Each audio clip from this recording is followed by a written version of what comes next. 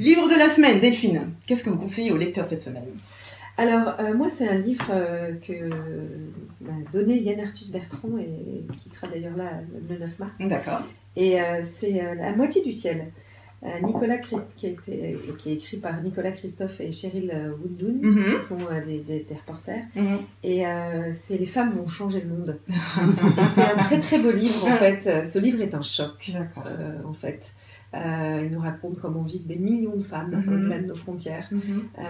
Et avec beaucoup de choses, nous on raconte là nos histoires de familles numériques, mais à côté de ça, il y a quand même des femmes qui vivent aussi des drames. Et comment est-ce qu'elles s'en sortent et comment est-ce qu'elles rebondissent. Et c'est comme par ce livre d'ailleurs que il a écrit Human, son livre, et qui sortira son film, puisqu'on parle de film, Woman, dans 3 ans. Et, donc voilà, c'est un très très très beau livre que je conseille, qui moi m'a beaucoup retourné.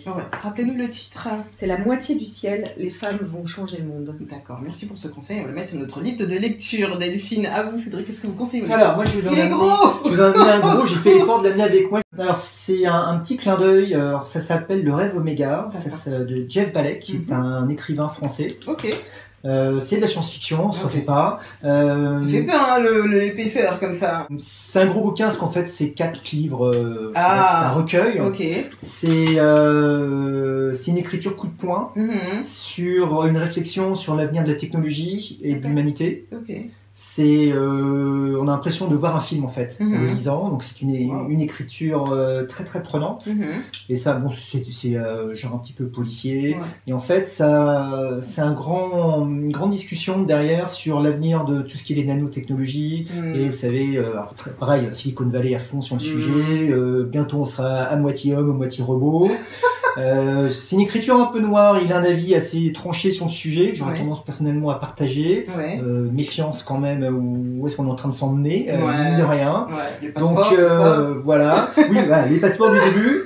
Donc lisez-le, c'est un très bon bouquin, c'est un français, c'est quelqu'un qui a une histoire personnelle extraordinaire, il a inventé une ville qui s'appelle Wilmington, il en est à son 10e bouquin, il écrit des histoires qui se passent dans différentes époques, alors là c'est dans le futur, mais il a fait la même chose en 1875, il est aujourd'hui cinéaste, il tourne des séries, et c'est captivant. D'accord, super. Merci pour votre conseil, on prendra le temps de le lire, on l'emmène le week-end celui-ci. Voilà.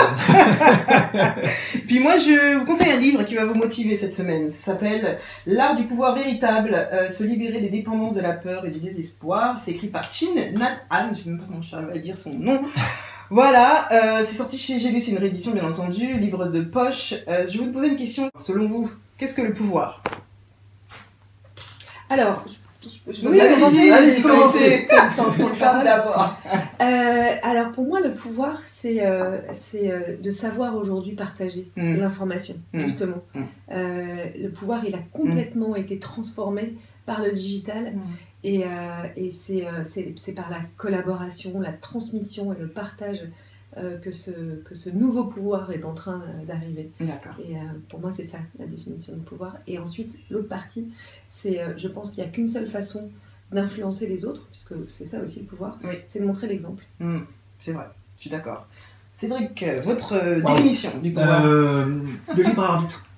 Le pouvoir à notre époque, c'est ça. C'est d'être capable de pouvoir continuer à prendre ses décisions soi-même.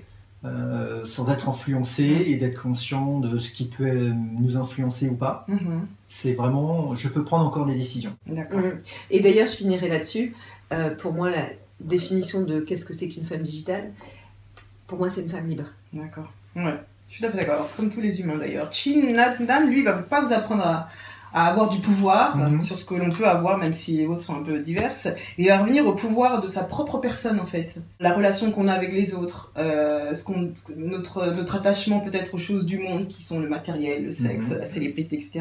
Il va plutôt vous apprendre à avoir du pouvoir sur vous-même, savoir gérer certains sentiments, votre comportement, votre concentration aux choses. Par exemple, quand je fais quelque chose, je lis un livre, je regarde pas les autres, ou quand je prends le métro, je regarde pas une vidéo de 10 minutes.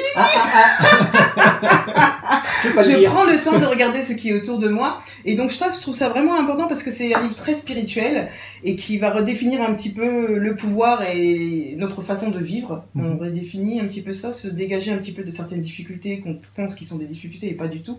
Et de revenir un petit peu à l'essentiel. Et je trouve que c'est un livre très motivant et qui nous remet un petit peu à notre place d'humain et se dégager un peu des choses. Rester connecté à soi-même. Et aux autres, du coup. Et pour lui, le pouvoir important.